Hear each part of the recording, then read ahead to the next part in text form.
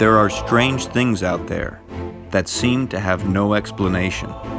Sometimes they are conjured up by the darkest corners of our subconscious, but on occasion they dwell beyond the confines of our imagination.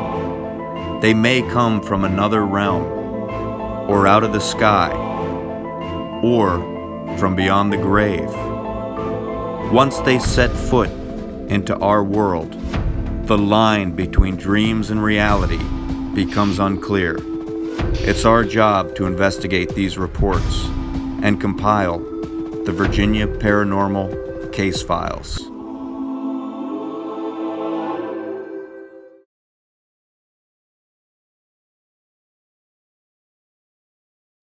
Hi everybody, I'm Jeff with Virginia Paranormal Investigations, and tonight we're out here in Coeburn, Virginia, on land that was once occupied by Native Americans, and it seems that these Native American spirits have been stirred up, along with some other possible entities that are here in this location. The activity has always been here since I was a kid, but since Reese moved in with me, it's been a little worse, and it's just kind of starting to where it's bothering me, where it's scaring me, because it's affecting him. It started out with I was laying in bed and I couldn't move, I couldn't speak, and the only way I could start moving is like in my head I started rebuking it, and I got to where I could move, and I woke her up, told her what was going on, and ever since outside I was playing around, and I tried to do like invoking Lilith. I was playing around doing that stuff, and ever since then I've seen like shadow people down here. Well, you would always hear things hit the walls. You would feel like you're being watched. You'd hear things walk across the porch. My dad would swear up and down it's watching me. There was something slapped her one night because my mom gave me this cross thing to wear on my arm, because stuff's always following me around and mess with me. And it slapped her when I'd wear it. It wouldn't mess with me. And I mean, I remember being held down in the bed and seeing red eyes and being yelled at, and you feel like, you know, you've been held down, you can't move, and you can't talk, and you can't do nothing. Like, I've had that go on ever since I've lived here. Just a lot of different stuff happening in here. I get the heebie-jeebies, like something's always watching me out of this room in here. I was in the bathroom one day, there wasn't nobody in the house, and I heard a man and woman talking in here, and I thought somebody was in here, so I come running in the bathroom with my pants still down, because, you know, I thought somebody was in the house. Yeah. Right. But because I could hear them, I couldn't hear what they was talking about, I could just hear them talking back and forth. So I come running in here, nobody was in here. It's just always been really, really kind of spooky here.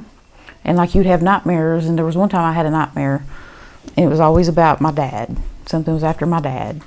And I wake up and there was like a black figure at the end of my bed. We've had a cat disappear. One kitty died, the other cat went kind of loco. And this last cat went, I don't know what happened to it, it went kind of crazy, dog disappeared. I've had to chase stuff through the woods. I've heard stuff talking out here, and I thought somebody was in the woods. So I went running barefoot through the woods, and you could hear feet going through the woods, but I never found nothing. I don't know, I've always felt like there's something in the backyard, and I don't like to go in the backyard after dark. Don't like doing it, scares me. And even just being out here, I don't really like it. And then there's another day I thought somebody was out there. It sounded like multiple people. So I took a flashlight out in the woods and started following them. And it's like I never could catch up with them. And I went walking down the road and went up in the woods and sat there and cut my light off. And I heard feet come from this direction and heard them come from this direction. And I sat, and I couldn't really make out. It's like a human shape. And I thought it was somebody. I just couldn't see good in the dark because I had the light off. I was trying to get the drop on them. And I watched this one move this way and go back, move this way and go back. And then this one coming down from here, and I jump up and cut the light on, and there ain't nothing there. There's just always a heaviness outside. It's just a lot of real weird stuff happens. I see it all the time, like right here, and then right here at the edge of the house over here. It's just always, I see it always. And it seems like here lately I've been having like, my chest has been bothering me. I get real pissed off. I know there used to be Indians here. That's kind of been proven. There's like a little camp. And don't really know like a whole lot else that's like fact. There's a lot of stories, like my dad said he heard a story of there was a guy that was killed up here because he was cheating at cards, and they chased him through the woods and killed him. That's the only two real things I know, but the Indians were here. I know that there was like an Indian camp here at one point. And I pissed the Indians off because I had one woman told me I had to take them tobacco and stuff like that because the Indians was really messing with me. I had the door open. As soon as I walked in the bathroom door, I shut it. And as soon as I turned around, it was open because I thought she opened it, and I jumped onto her. I was like, "Why you open the bathroom door?" And I go in there, and she wasn't nowhere near it. So I really pissed them off. But they've kind of slacked off since I took them a little peace offering and told them I was sorry. You know, it didn't mean no harm. They've slacked off of me. But whatever this other thing is really, it just drives me crazy. I have nightmares. Always something trying to get after my youngin', and it's always a guy. And I always have them most of the time in here in this room. If I sleep on the couch, I'm usually all right. But if I go in this room, usually when it bothers me most. I saw full headdress, face paint, every Indian sitting on top of my dresser, squatted down looking at me while I was in the bed. Oh, jeez. So we're outside here, and this is where the spirits were possibly stirred up. So we're going to do our baseline EMF sweep around the property. I don't imagine that there should be any high levels because I didn't see any overhead power lines or anything like that that would typically give them off. And it is quite a wide range of an area, so we're just going to kind of walk around the outer perimeter, work our way in. Yeah, what this will do, this will just pick up electromagnetic fields. Oh, It's given off by electricity. Right. You know, appliances and stuff give it off. Sometimes overhead power lines. So it's Like a spirit, it'll spike. Kind of. right. Now it'll spike without a spirit too if any of these electrical sources are near. But what we want to look for is where the spikes are, and a consistent spike is usually something natural. Right. So we want to look for a spike that happens that wasn't there before. So then we know that there's something there that wasn't previously. That's cool. So where was it approximately where you were? When I go through, I got a little path where I run through there and chase them like right through here. Over here is where I hear most of the stuff. Right down in that little gully. I was right down over the hill when I cut the lights off. You said that somebody came over and they said it looked like it might have been some kind of a ceremonial. Yeah, she had some people where she was having trouble before I got here, like a year or two back or something. She had them come, and there was some psychic woman that was there and said, I guess told her that. I wasn't around when that happened. Appeased the Indians, leave me alone. I put the tobacco and like stuff out of my garden Over here. Yeah, put it right over there at the edge of the woods. Did anything happen after you did that? Not really, just kind of like a piece, kind of. They kind of left me alone. They kind of left you alone for a little bit? Yeah. Nothing, not a single spike out here from the perimeter. So we'll keep monitoring it out here as well, but I think what we'll do is we'll go inside and do a baseline sweep throughout the house, see if we pick up anything in there. So what we're going to do now is we're going to go to the back of the property where they've experienced the most activity and just kind of sit down and see if we hear anything. Just kind of feel what's out there and see if we can simply get something to be curious enough to come and check us out. And we may run the recorder, the digital voice recorder, while we're at it, just for the sake that we might, catch some sort of voice.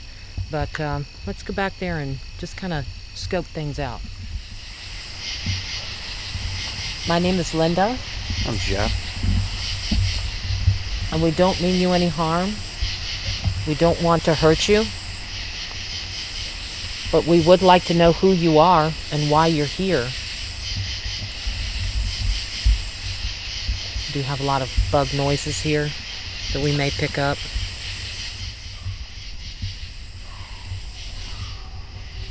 The dog, the cars in the background. Can you tell us your name?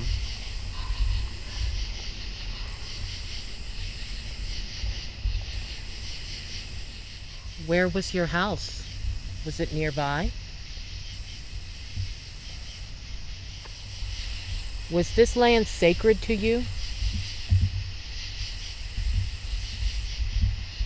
So I think now what we're going to do is we're going to try a rolling spirit box session. And this is something that we do when we think that perhaps not just staying in one place and staying stationary with this spirit box is helping.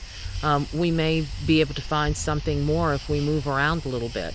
Whether it's stirring up energy or what the case is, but we like to experiment with things like this. So we're going to plug in the speaker and do a little bit of a spirit box session here on the same piece of land in the very back of the house and see what happens.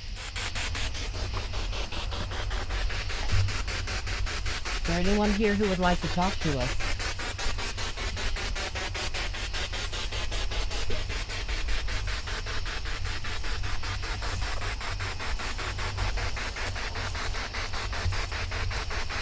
Can you try telling us your name?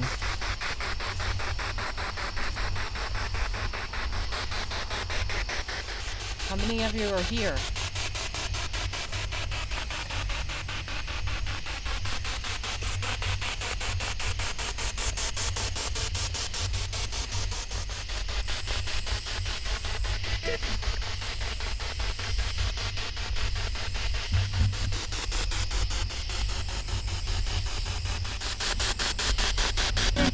Do you linger by this shed, or do you stay in the shed?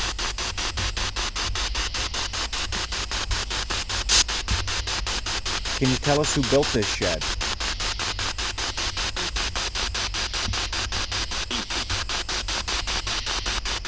So we walked around the property with the spirit box going. A couple interesting things that might have popped through, but once again we have to see if we heard them correctly, and we'll do that in the evidence review. But we came over here by the shed, and the client told us that when the previous house burned down, she was told that whatever was here moved over to the shed, and activity seems to kick up around this area. So that's why we definitely wanted to hit this spot while we were doing the spirit box session. So we are in the master bedroom of the home, and we're going to run a spirit box session in here because this seems to be another place in the house where there is most of the activity occurs. Alright, so we'll start off, we'll say our names, that way we know where everybody is and who's all here. I'm Jeff. I'm Linda.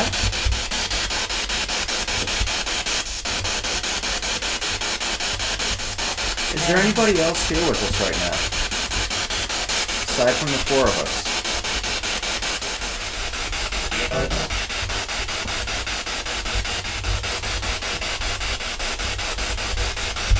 Could you try to tell us your name?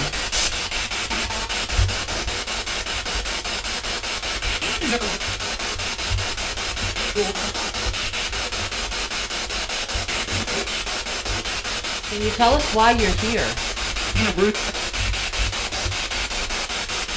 Something about rude? Sounded like it said can't breathe. Oh, can't breathe? I don't know, I'm standing at a different place though. Well, that's true. Sometimes it seems like you hear this thing better when you're standing farther away from it, though. Perhaps. Can you tell us, were you here before this house was built?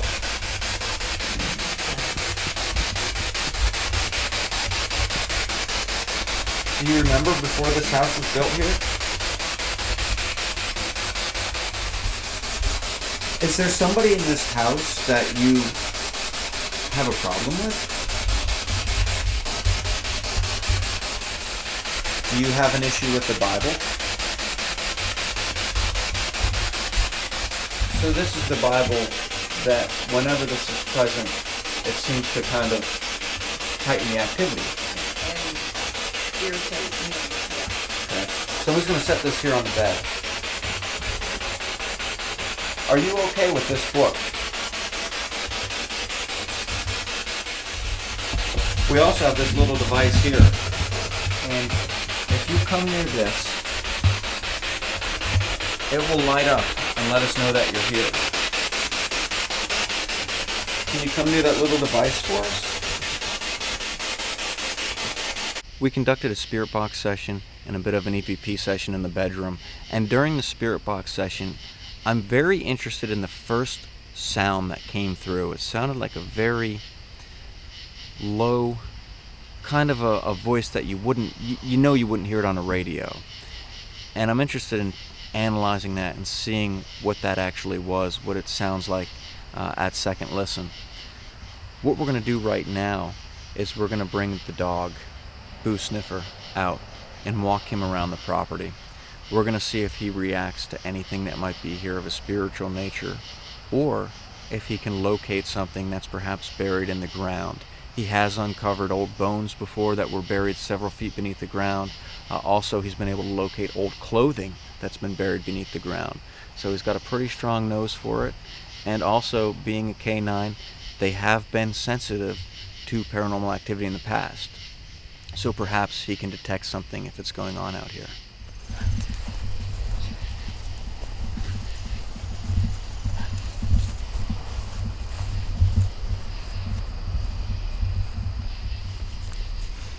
See something? Huh? What do you think?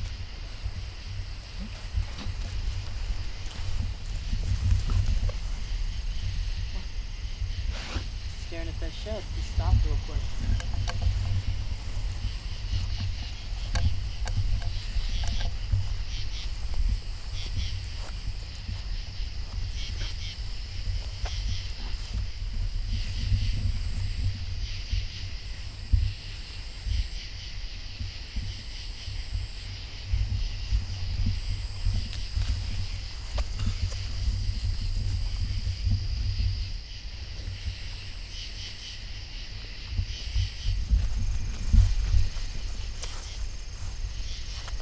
Something over there. He keeps stopping and looking.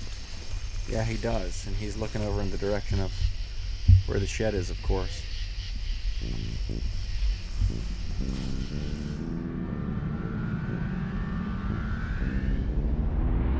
We didn't get a whole lot of evidence from this investigation, and there's a lot of times this stuff isn't at all, I always say it's not at all like on TV. It's not every location that we go out to that there is activity, that there is something crazy that happens. And when it does, a lot of times it's very subtle. It's some stuff that we can show you in an evidence review. But sometimes there's really nothing. But we still like to show the reports. We still like to show the investigation and how it goes. And this one was particularly interesting because we used the dog, Boo Sniffer. We took him with us on this investigation. And there was one point of interest where we were walking around the house and he stopped and immediately looked towards the shed.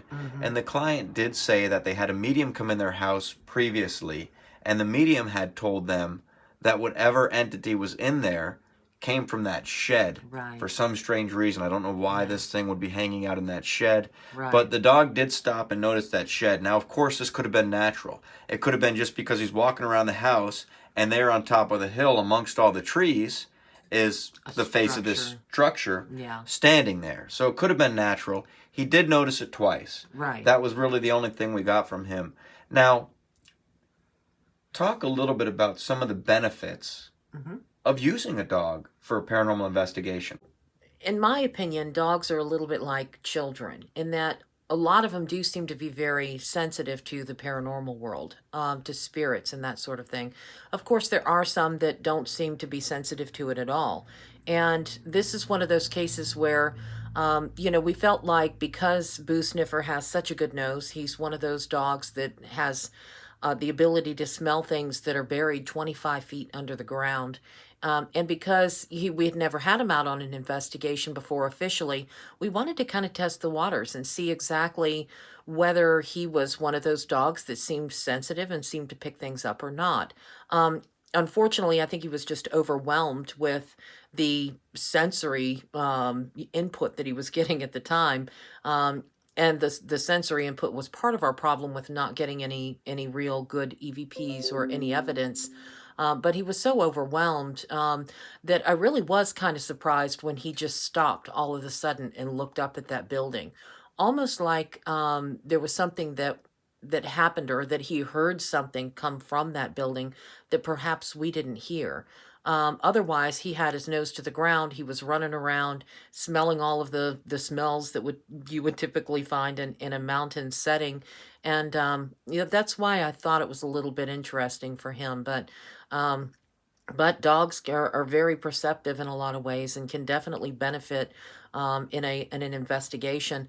Unfortunately, if there are a lot of residents who don't want an outside dog in their house, so he's going to be kind of limited in his use for the time being. But it is still a kind of an interesting thing for you to bring along a dog. There's also a lot of cases where we've responded to because the client had dogs that were reacting to things, and it wasn't even so much that the client was experiencing things, but the dog.